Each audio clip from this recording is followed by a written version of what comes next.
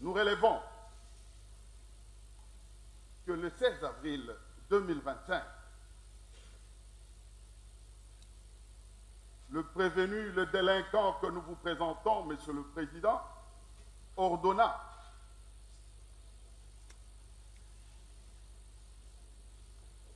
délinquant, c'est le terme approprié dans le cas d'espèce pour désigner le prévenu. Et même si l'on va sur Google, on vous dira que le délinquant, c'est celui qui commet une infraction, qui commet un délit.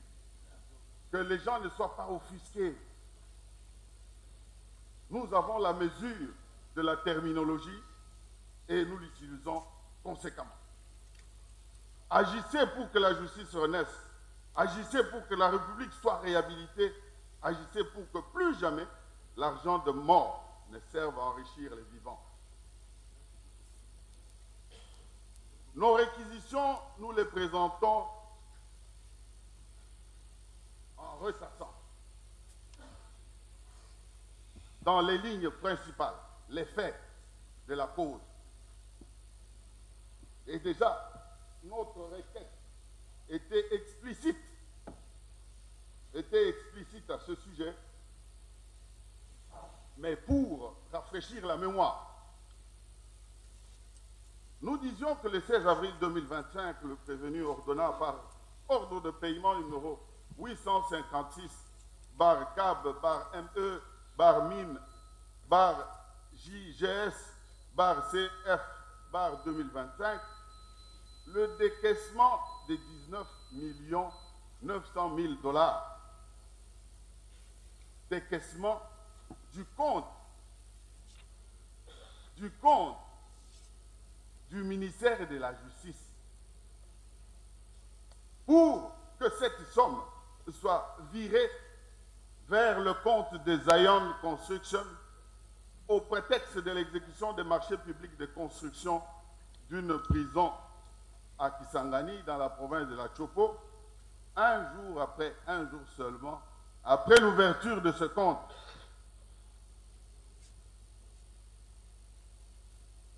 Et pour lui, ce montant constituait le premier acompte du montant convenu et allait servir au lancement des travaux de construction du susdit établissement pénitentiaire. Au dossier, les pièces établissent que par sa lettre numéro 0423 DMK 0059 DICAB CAB ME mine JGS 2025 du 15 janvier 2025, le ministre d'État, ministre de la Justice et garde des Sceaux, sollicita de la Direction générale de contrôle des marchés publics, DGCMP en sigle, l'autorisation de recourir à la procédure de gré à gré pour la réalisation du projet de construction d'un bâtiment carcéral à Kisangani. Et la réponse à cette lettre, le directeur général AI de la DGCMP, par sa lettre numéro 0094 DGCMP DG DCP D1 KL 2025 du 31 janvier 2025, lui refusa cette autorisation et lui demanda de fournir des pièces justificatives. Insatisfait, mécontent, le ministre introduisit une seconde lettre par sa lettre numéro 33 DIR CAB du 19 février 2025. Il sollicita à nouveau la dite autorisation. C'est ainsi que le directeur général AI, par sa lettre numéro 0316, lui accorda l'autorisation spéciale de recourir à la procédure de gré à gré avec la société Zion Construction au coût de 39 877 67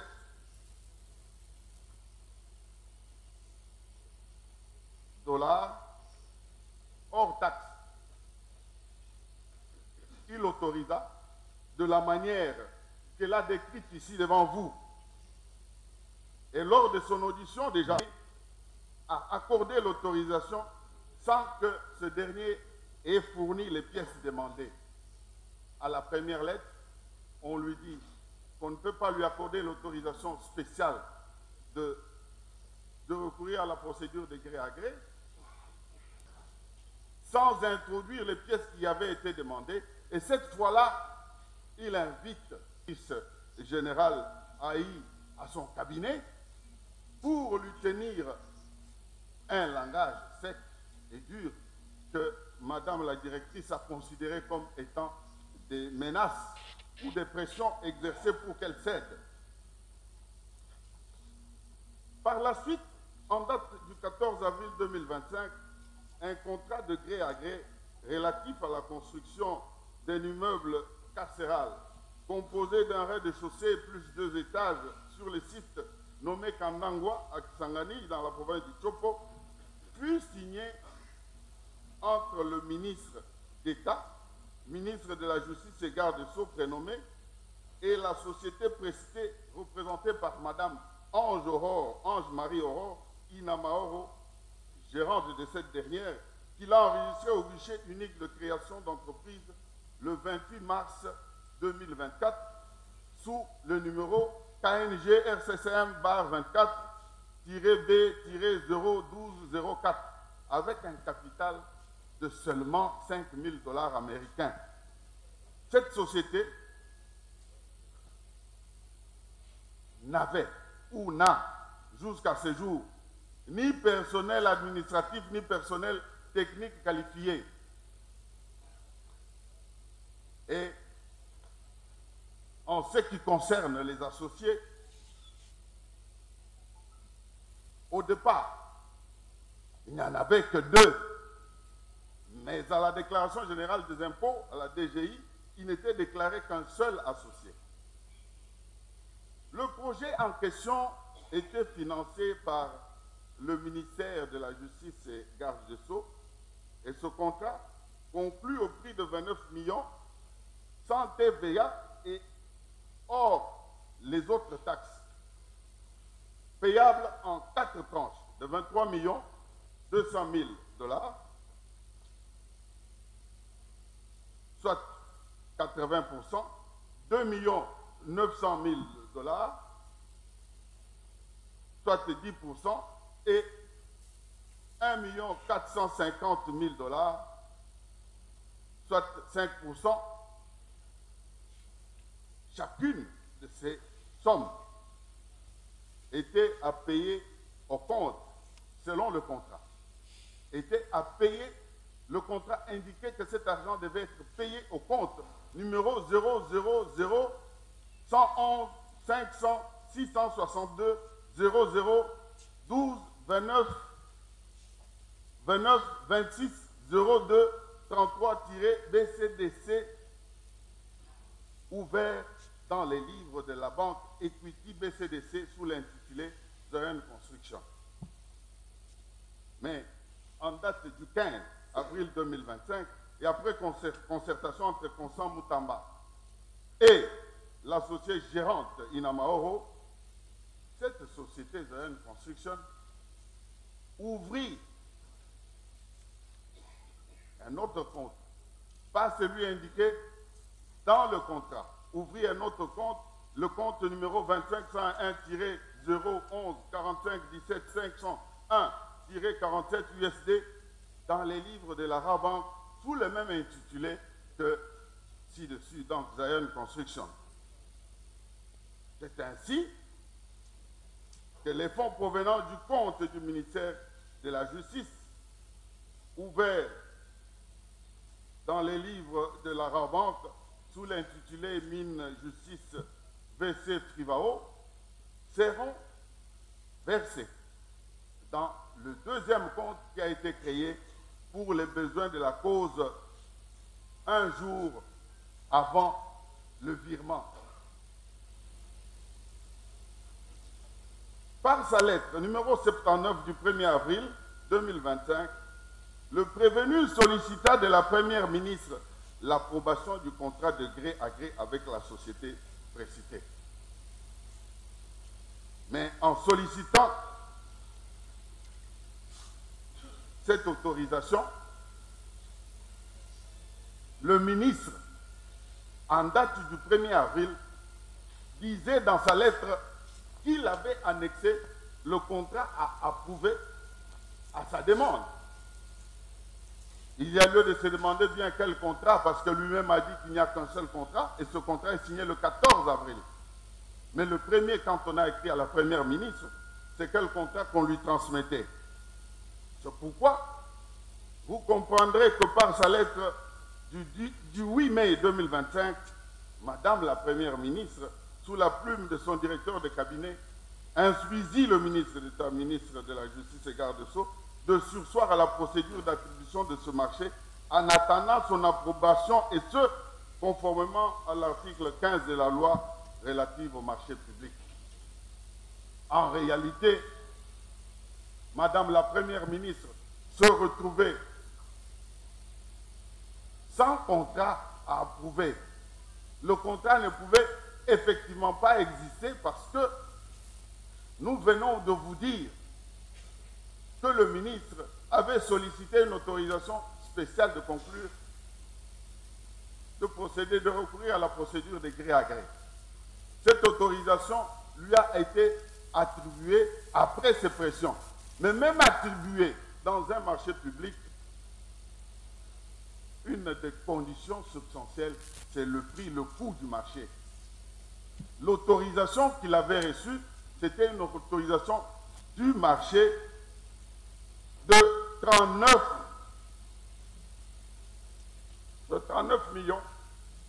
877 067 $.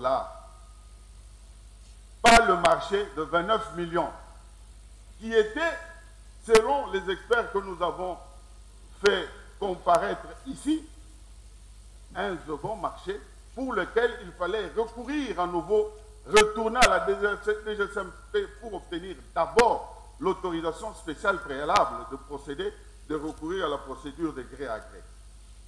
C'est comme ça que Madame la Première ministre ne pouvait rien approuver, étant donné que la demande n'était accompagnée d'aucun soubassement. Par ailleurs, ni le gouvernement, à travers le Conseil des ministres, ni les services du ministère des Infrastructures, encore moins les services administratifs du ministère de la Justice, en l'occurrence le secrétariat général, la direction des services pénitentiaires et la cellule de gestion des projets de marché, n'ont été impliqués dans la conception, la préparation et l'exécution du dit marché. Nous l'affirmons avec les témoins que nous avons fait venir ici et qui ont même aussi été cités par la défense elle-même. Vous aurez compris, Monsieur le Président, que Madame Rose Mutombo, ancienne ministre de la Justice, vous a dit que pour agir dans ce cadre, tout devrait partir du Conseil de ministres.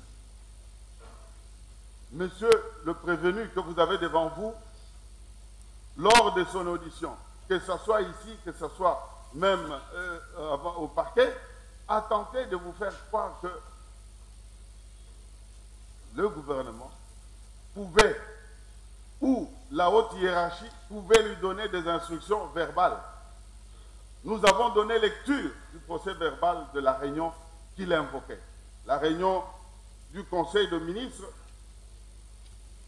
qui ne contenait nullement le projet de construction de la prison de Kisangani. Devant nous, il disait encore que l'autorisation verbale au cours de la réunion du 8 mars 2024 lui avait été donnée, mais à la lecture du procès verbal de cette réunion, le Conseil s'était plutôt appesanti sur la construction de maisons d'arrêt provisoires à ériger à Kinshasa dans les sites devant être identifiés. C'est ça qui est consigné noir sur blanc dans le procès verbal.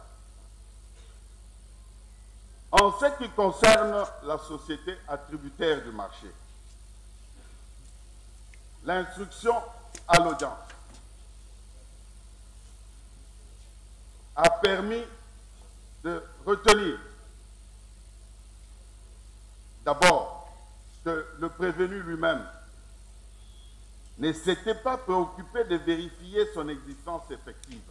Il vous a dit qu'il se fiait à ce que lui rapportaient ses collaborateurs. C'est ainsi qu'il n'a pas pu vérifier son établissement réel à l'adresse indiquée comme siège social, ni vérifier ou faire vérifier les ouvrages qu'elle aurait déjà réalisés, ainsi que la présence en son sein d'un personnel technique qualifié pour la construction d'une maison carcérale. Devant vous, la gérante de l'immeuble CTC appartenant à Moderne Construction est passée et elle a déclaré sans embâche que dans leur registre, Zion Construction n'est pas connu et qu'à l'adresse indiquée, c'est plutôt l'appartement d'une autre personne, dont le lien avec Zion Construction n'est ni établi ou indiqué dans les statuts, ni connu des autres voisins. Nous sommes donc devant une société qui n'a pas de localisation, qu'on ne sait pas repérer, surtout qu'à ce jour, Monsieur le Président, tous les associés présentés, indiqués dans les statuts de cette société sont en cavale. Nos avis de recherche lancés n'ont rien rapporté et restent en circulation. Au sujet du paiement opéré, nous ne venons pas ici, Monsieur le Président, pour vous dire qu'on a opéré les détournements sur le compte des Zion Construction. Il s'agit de l'argent de l'État congolais qui était dans le compte ministère de la Justice VC. Et s'il y a détournement, c'est de ce compte-là que le détournement part. Quand nous arriverons à la discussion en droit, nous vous dirons ce que c'est le détournement et nous en donnerons la nature. Nous disions au sujet du paiement ordonné par le prévenu, il a reconnu lui-même devant vous être le signataire de l'ordre de mission numéro 856 du 16 avril, suivant lequel la somme de 19 900 000 a été débitée du compte du ministère de la Justice vers le compte 0500, 5100, ainsi de suite, ouvert en les livres de la Rabanque. Un compte autre que celui désigné dans le contrat du 14 avril dont lui-même parle. Et cela sans aucun avenant dans les transactions de marché public. Quand on apporte de nouvelles clauses ou de nouvelles indications au contrat, ça se fait sur la base d'un avenant qui puisse permettre l'insertion au premier contrat signé, aux clauses contenues dans le premier contrat. Même les experts que nous avons fait défiler ont parlé de ce défaut d'avenant pour changer le compte dans lequel nous devons recevoir le coût du marché. En conclusion, les faits que nous vous présentons ce jour, Monsieur le Président, sont clairs. Il suffit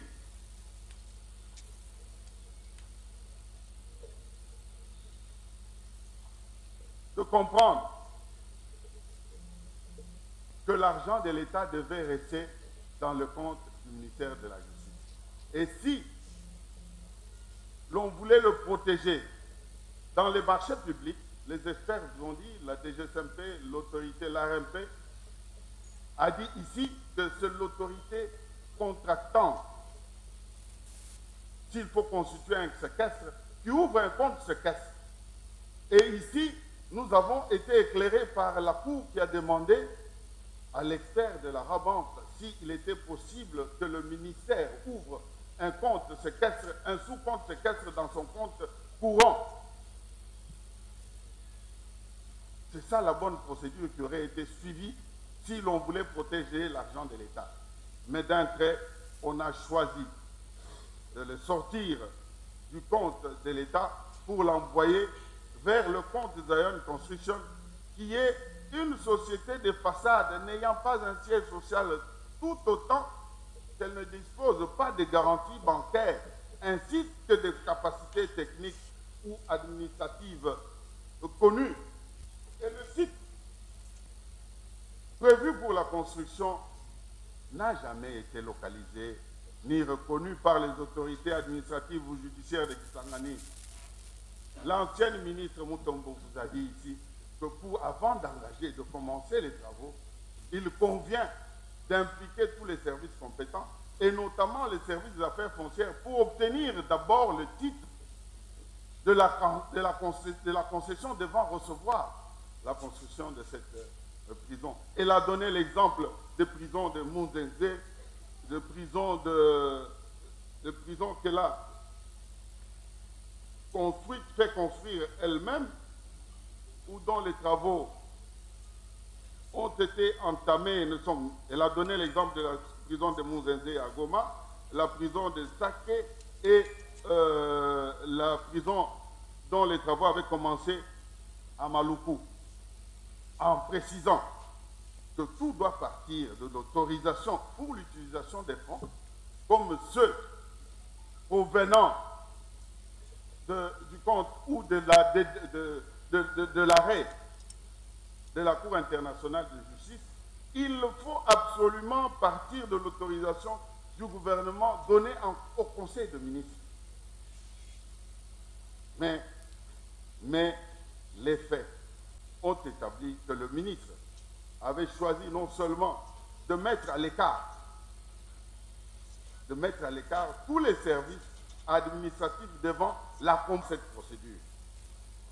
C'est pour vous dire, Monsieur le Président, que l'argent de l'État est sorti du compte de l'État, du ministère de la Justice, sans que la procédure ne soit régulière. Toutes les étapes n'étaient pas suivies. Aucun contrat n'avait obtenu l'autorisation parce que le contrat que l'on a présenté du 14 avril est pour un montant qui n'a rien à voir avec celui présenté lors de la sollicitation de la demande d'autorisation spéciale de conclure par le marché, par la procédure de gré à gré. L'approbation de la Première ministre n'était pas intervenue parce que on ne lui avait pas transmis le contrat. Le contrat n'existait pas pour qu'elle l'approuve. Le 1er avril, ne fût-ce que chronologiquement, selon les pièces présentées au dossier, il n'y avait aucun contrat que la Première ministre pouvait approuver, étant donné que le prévenu lui-même a reconnu qu'il a signé le contrat le 14 avril 2025. Et ce contrat, même si on peut, par impossible, admettre qu'il y avait autorisation, mais il est clair, les experts vous ont dit ici qu'il n'y avait pas l'avis de non-objection et que le ministre ne pouvait pas se passer de l'avis de non-objection, tout autant que la Première ministre ne pouvait pas examiner un dossier ne comportant pas l'avis de non-objection. Après avoir brûlé toutes ces étapes, désarticulé toutes ces procédures administratives préalables, on a quand même opéré le paiement. Mais le paiement, là, on l'a payé comment? L'article 152 de la loi relative au marché public parle de l'avance forfaitaire de démarrage. Les experts que nous avons entendus ici ont déclaré clairement, expressis verbis, qu'il est impossible que l'on puisse payer plus de 30%.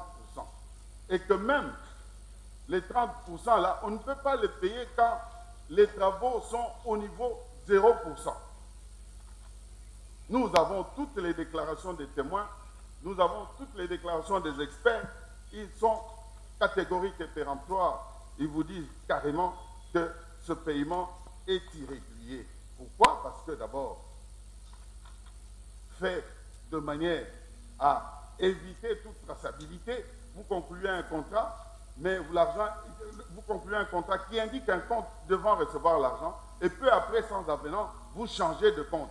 Et même quand vous changez, ce que vous payez est largement supérieur au montant, au seuil de 30% d'avance reconnue ou accordée légalement pour l'avance forfaitaire de démarrage. Et même quand vous payez pour un marché public, Monsieur le Président, et cela a été confirmé par les experts de l'ARMP, de la DGSMP, avant de payer l'argent, l'attributaire ou la société qui sollicite le marché doit constituer une garantie bancaire d'égal montant, d'un montant égal au coût du marché. Nous vous avons dit que dans les comptes de Zion Construction, il n'y avait que 5 000 $. Outre la garantie bancaire d'égal montant, il y a une deuxième garantie, c'est la garantie d'offre qui doit couvrir les risques de la réception du marché, ainsi que la garantie de bonne exécution. Toutes ces garanties n'ont pas été réalisées, ce qui nous a amené vers un paiement irrégulier parce que n'ayant exigé aucun préalable pour sécuriser l'argent de l'État qu'on mettait ainsi dans le compte d'un particulier. Au sujet de la société, nous insistons que l'instruction à l'audience avec les témoins a permis d'entendre le guichet unique nous dire qu'il n'a pas eu le temps d'aller vérifier l'effectivité de cette société par rapport à son siège. Pourquoi? Parce que pour lui, il se contentait de l'apparence des statuts qui lui étaient transmis et qui donnaient à la société une existence légale. Mais c'est une existence légale sur papier. Il ne s'est pas rendu, il n'a pas vérifié les capacités de cette société, au point que la même société où le ministre, le prévenu, était en difficulté d'ajouter les pièces demandées par la DGSMP, qui devait permettre que l'on fournisse le passé, qu'on établisse, qu'on retrace le passé technique, organisationnel de cette société. Dans les pièces, il faut présenter les bilans des 3 dernières années. Cette société qui venait à peine de naître ne pouvait pas vous donner les pièces comptables ou les bilans de 3 dernières années qu'elle n'avait pas gérés. Elle n'existait que depuis une année. Et sur les capacités techniques, on a tenté de vous faire comprendre, et même l'audition des témoins est aussi revenue là-dessus, que l'on peut utiliser le personnel technique d'autres sociétés pour exécuter un marché. Mais même quand vous prenez le personnel technique d'autres sociétés, vous signez avec eux des contrats. Ces contrats ne nous ont pas été produits ici, n'ont pas été produits à l'instruction préjudicielle. C'est qu'il n'y avait aucun engagement entre Zion Construction et des ingénieurs qui pouvaient permettre que la prise en charge de ces travaux soit techniquement assurée. Monsieur le Président,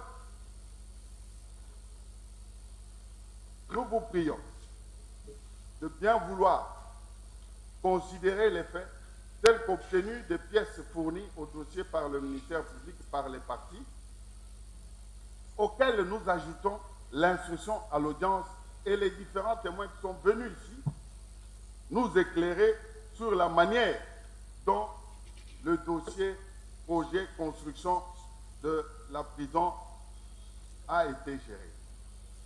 Au sujet de la localisation, le directeur ou le chef de division de la justice de la Chopo est passé ici.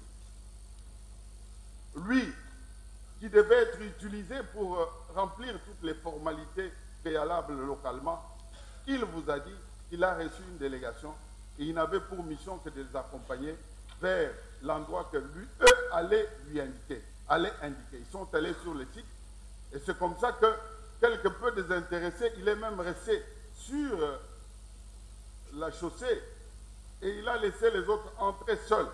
Et quand ils sont allés, vous-même vous avez posé la question de savoir s'ils étaient accompagnés ou si c'était fait accompagner des agents de cadastre. La réponse était négative.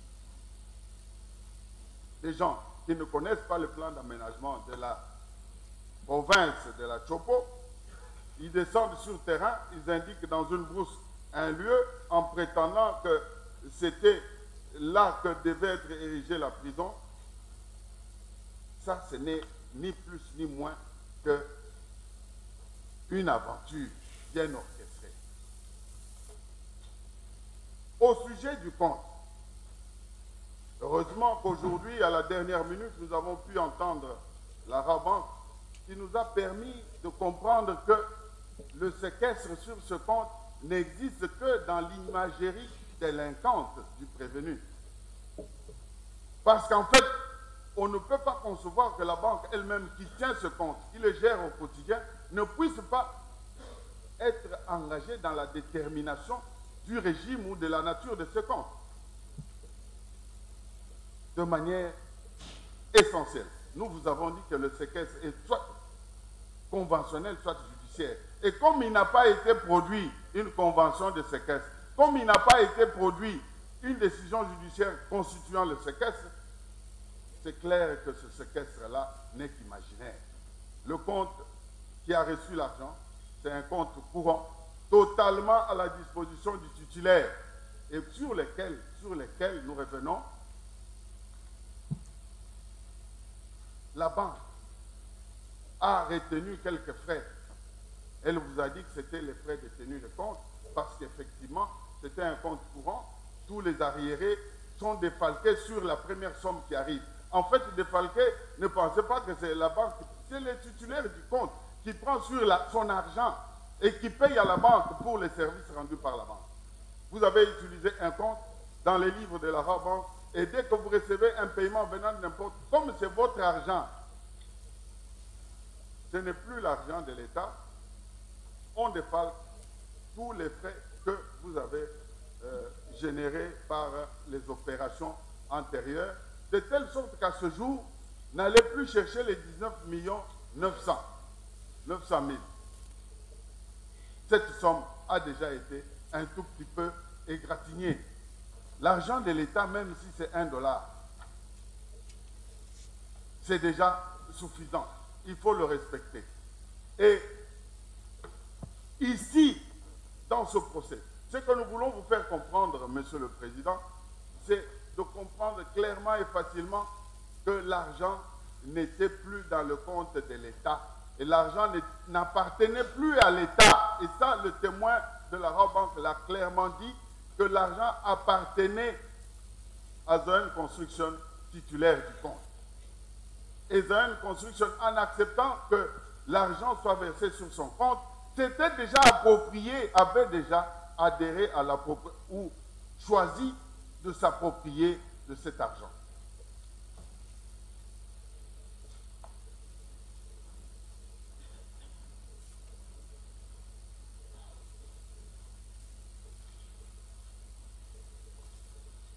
Et même si l'on peut, par impossible, imaginer que ce paiement était régulier, comment peut-on réaliser la construction d'une maison carcérale sans avoir d'abord acquis la concession? On prétend que l'on a envoyé des experts relevés faire des études de sol. L'expert qu'on a cité par la défense elle-même, l'expert vous a dit qu'il n'avait aucun engagement avec la construction. Parce que dans le cas d'espèce, c'est soit une construction, soit le ministre de la Justice qui devait demander les travaux d'études de sol. Il vous dit, le professeur chef de département à la faculté polytechnique de l'UNIKIN, il vous a dit que c'est MK qui l'avait envoyé. Mais MK, dans cet environnement du contrat de marché public signé entre le ministre de la Justice et Zion Construction. MK, c'est qui? MK a quel engagement et quel est le rôle qu'il joue dans ce contrat? C'est donc vous dire que même ces études-là sont inexistantes parce que le professeur qui a comparu a adressé son rapport à la société qu'il avait commis à faire ces études de sol. Ce n'est pas une construction, ce n'est pas le ministre de la Justice. C'est donc pour vous dire que même l'endroit où devait être érigée cette construction est inconnu. Lui-même, quand nous l'avons entendu devant nous, il a dit qu'il ne connaissait pas le site Kanangwa, qu'il n'y avait jamais été, il ne l'avait jamais vu et qu'il se fiait à ce que lui rapportaient ses agents. Ces agents-là, c'est qui? Il nous a parlé de son conseiller financier. Nous avions peut-être manqué d'anticiper en faisant que toutes les personnes impliquées soient totalement à notre disposition. C'est le même jour que le ministre a déclaré que son collaborateur qui suivait l'exécution des travaux sur terrain, c'était son conseil financier. C'est le même jour que le conseil financier a disparu, jusqu'à ce jour. Il serait au Canada. Nous n'avons pas de précision, mais il n'est pas au pays. Le même jour, le même vendredi, notre mémoire ne nous trahit pas, c'est le même vendredi, lors de son audition, de sa longue audition, qui nous avait permis d'épuiser toutes les questions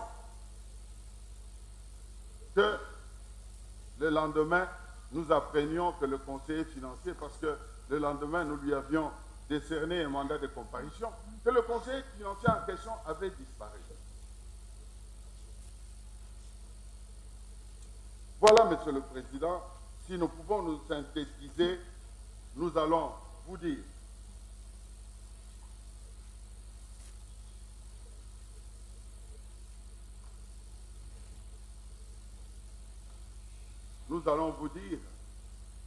que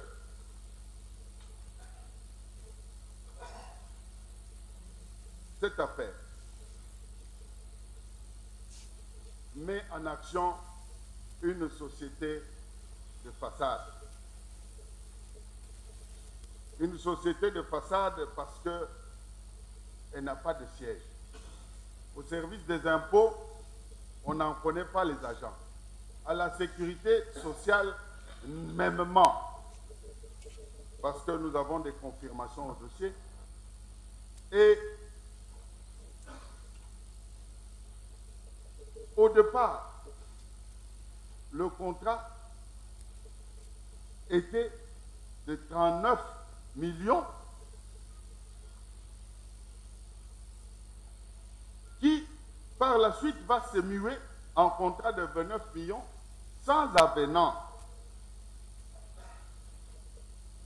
Deuxièmement, le paiement.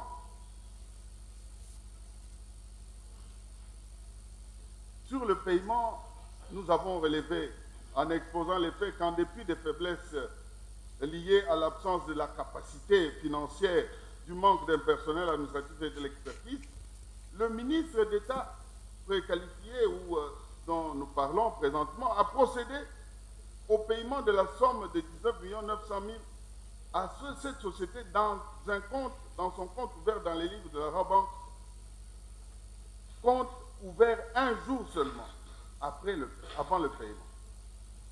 Vous comprenez que là, en ouvrant le compte, le schéma ou le modèle, le mode par lequel on allait passer pour soustraire cet argent du patrimoine de l'État était déjà très bien conçu.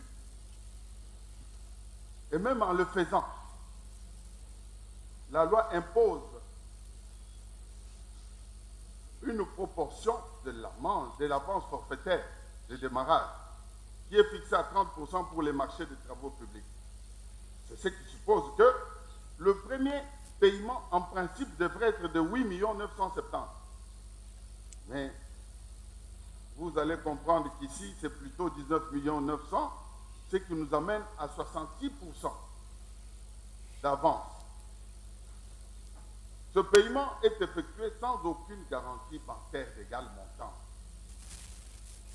La société devrait en principe, pour se conformer à la loi, aller vers une banque, solliciter une garantie bancaire d'égal montant, le même montant du coût global du marché là. Mais cela n'a pas été fait. C'est pourquoi nous disons que devant ces différentes violations, et dans le souci de protéger les finances publiques et tenant compte du fait que ce montant provenait du compte Privao, destiné à l'indemnisation des victimes de la guerre de 6 jours à Kisangani, nous avons, par la CNRF, procédé au gel et à la saisie de cette somme d'argent appartenant déjà à la société Zion Construction. C'est comme la CNRF peut saisir le compte de tout citoyen dont les opérations ne sont pas régulières ou violent les prescriptions légales. C'est ce qui a été fait. Il ne faut pas qu'on vienne profiter de cette surveillance de l'État qui a empêché la consommation totale de cette somme pour prétendre que l'argent est là. L'argent est là, mais il est là où? L'argent devrait être dans le compte de l'État. Maintenant, l'argent appartient à Zion. À partir du moment où nous comprenons qu'il appartient à Zion Construction, ce qui n'appartient plus à l'État. Quand nous allons discuter de ce fait en droit, nous vous dirons ce que ça amène, ce que ça entraîne comme conséquence et ce que cet élément apporte à la constitution ou à la consommation de l'incrimination retenue.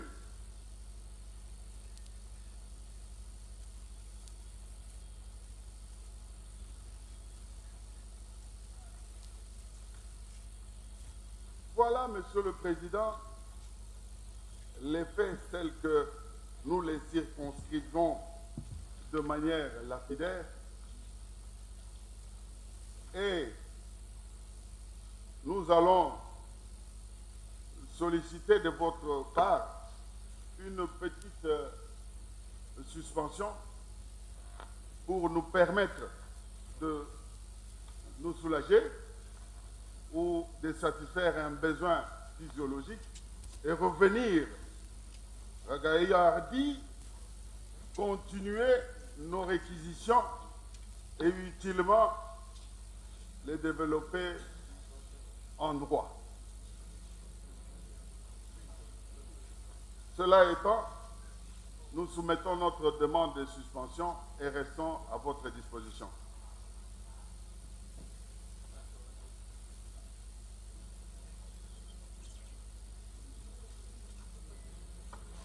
Bien.